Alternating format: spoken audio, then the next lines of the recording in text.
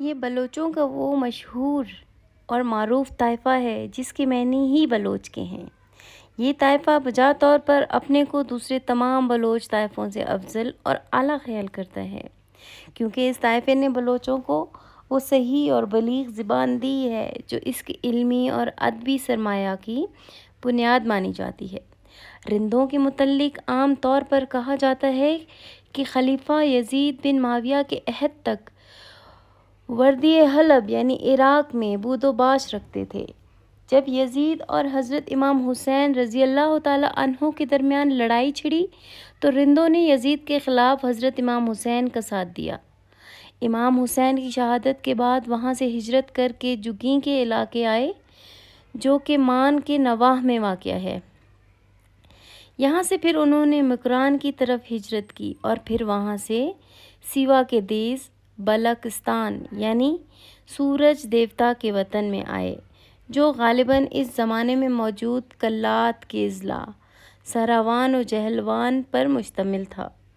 کچھ عرصے بعد یہاں پر رہنے کے بعد انہوں نے جامنند کے علاقے کچھی کا رخ کیا اور اس پر قابض ہو گئے۔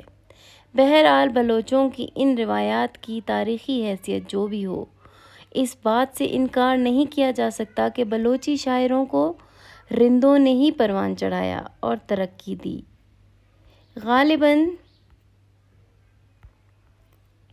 یہ 16ویں صدی عیسوی کا زمانہ تھا کہ جب رند و لاشار قبائل گوہر نامی ایک جتنی حسینہ کی اونٹنیوں کے بہانے ایک دوسرے سے برسر پیکر تھے۔ ممکن ہے کہ میر چاکر رند کے زمانے سے قبل بھی بلوچی زبان میں شعر و شاعری ہوئی ہو، مگر اس وقت ہمارے ہاں سینہ بسینہ یاد چلے آنے والے اشعار کا جو سرمایہ ملتا ہے اس میں میر چاکر کے زمانے سے قبل کہ کسی بلوچ شاعر کا کلام نہیں ملتا۔ مقامی حیرت یہ ہے کہ جو بلوچ گویے میر چاکر رند اور میر گورام لاشاری کے زمانے کے اشعار پشت در پشت سینہ بسینہ آج تک منتقل کرتے چلے آ رہے ہیں، میر چاکر کے دور سے قبل دور ماہ سے قبل کے اشعار کا سلسلہ ان کے آبائی اجداد جاری کیوں نہ رکھ سکتے؟ اگر یہ کہا جائے کہ بلوچی شاعری کی ابتدا ہی میر چاکر کے زمانے میں ہوئی ہے، تب بھی اس دور کی بلوچی شاعری کی زبان کی فصاحت اور بلاغت اور سلاست اور روانی کو جانچنے اور پرکھنے کے بعد اسے تسلیم نہیں کیا جا سکتا کہ ایسی فصیح و بلیغ زبان دور زمان کی کسوٹیوں سے گزرے بغیر اچانک کیوں روان ہوئی؟ ہمیں مجبوراً یہ مان لینا ہی پڑے گا کہ سیاہوش اور المش وغیرہ بلوچ مشاہیر کے قدیم زمانے سے لے کر میر جلال خان کے زمانے تک بلوچی کے شاعر ضرور ہوئے ہوں گے، انہوں نے اشعار بھی کہے ہوں گے، لیکن بعض وجود کی بنا پر جن کی وقت ہم نشاندہی کرنے سے عاجز ہیں، ان شعراء کے اشعار ہم تک نہیں پہنچ سکے۔ جیسا کہ ہم پہلے کہہ چکے ہیں، اسی وقت ہمارا مدعا بلوچوں کی نسلی اور قومی تاریخ مرتب کرنا نہیں اور نہ ہی بلوچوں کے شعراء کے ذریعے بلوچوں کی ان قومی روایات پر روشنی ڈالنا ہے جن کا ذکر 16ویں صدی عیسوی سے اب تک ان کے اشعار سے ملتا ہے۔ بلوچوں کے مذہبی عقائد کے بارے میں اگر ہم جرأت کر کے یہ کہہ دیں کہ بلوچ من و حیثیت القوم و عقیدے کے لحاظ سے نہ سنی ہے نہ شیعہ ہے، صرف مسلمان ہیں، تو یہ غلط نہ ہوگا۔ بلوچوں کا دعویٰ ہے کہ انہوں نے نہ صرف کربلا میں یزید کے خلاف حضرت امام حسین کا ساتھ دیا بلکہ ان دونوں جبکہ محمد رسول صلی اللہ علیہ وسلم میں بے یار و مددگار تھے، انہوں نے اپنے قبائل سے 5 بہادر بلوچ منتخب کر کے رسول اللہ کی حفاظت کو مکہ بھیجے تھے۔ ایک بلوچ شاعر کہتا ہے، 5 بہادر بلوچ رسول اللہ کی خدمت میں کھڑے ہوئے تھے، جب خدا کے دوست نماز پڑھتے تو وہ پہرا دیا کرتے تھے، جب کفار کے ساتھ لڑائی چھڑی کفار کا لشکر بے شمار تھا، تیرا والوں کی طرح برسے۔ اور زمین سے دھواں اٹھنے لگا، مگر وہ 5 بلوچ ثابت قدم رہے، ان کا ایمان قائم رہا، دشمن ان کو مغلوب نہ کر سکا۔ اس دن نبی پاک صلی اللہ علیہ وسلم نے بلوچ کے سر پہ طلائی تاج رکھا۔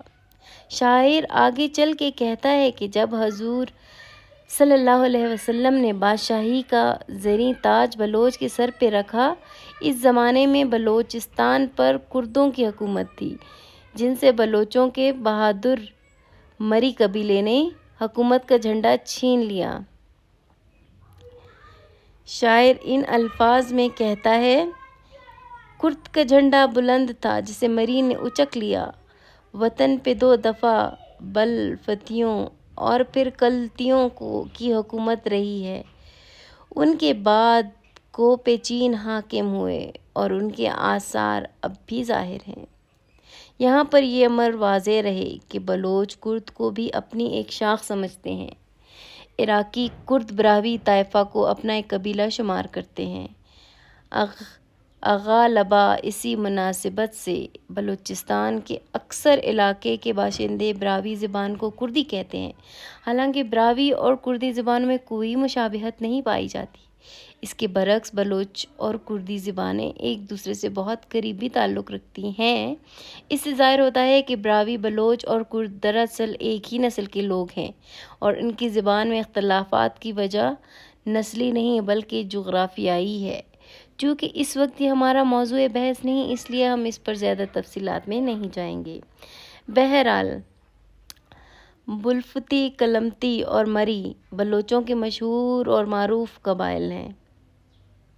البتہ کوپچین سے متعلق یقینی طور پر کچھ نہیں کہا جا سکتا کہ یہ لوگ کون تھے۔ بلوچستان کے قبائل میں اس نام کا کوئی قبیلہ اب موجود نہیں۔ غالباً کوپچین وہی لوگ ہوں گے جن کا فردوسی اور شاہنامہ میں کوپ کے نام سے ذکر آیا ہے۔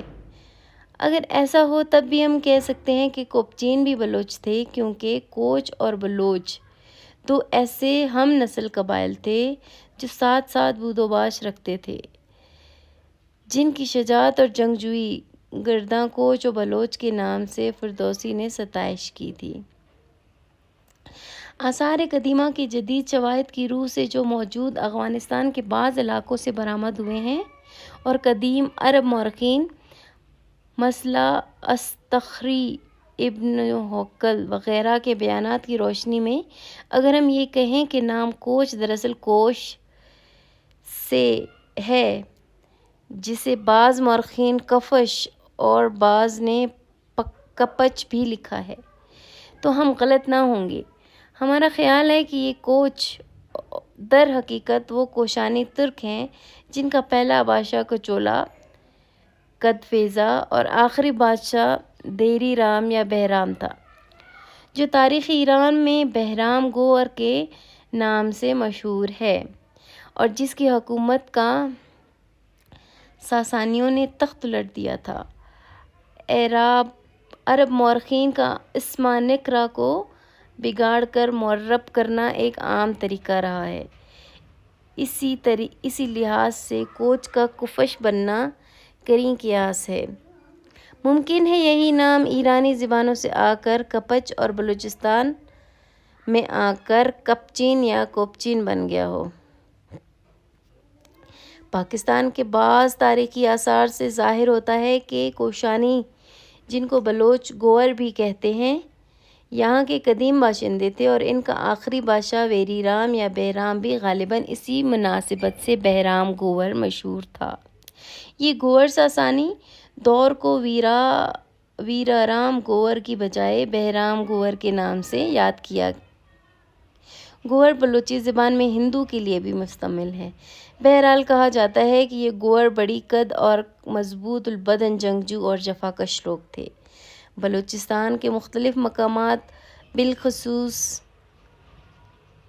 جہلان کی پروان ندیوں پر اس محنت کش لوگوں نے پتھروں کے جو بڑے بڑے بند باندھے تھے، ان کے متحیر کن آثار اب تک باقی ہیں، جن کو یہاں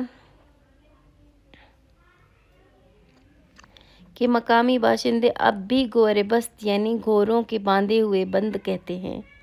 بلوچستان سے متعلق آثار قدیمہ کی تحریروں میں ان گور بستوں کی بہت سی تفصیلات ملتی ہیں۔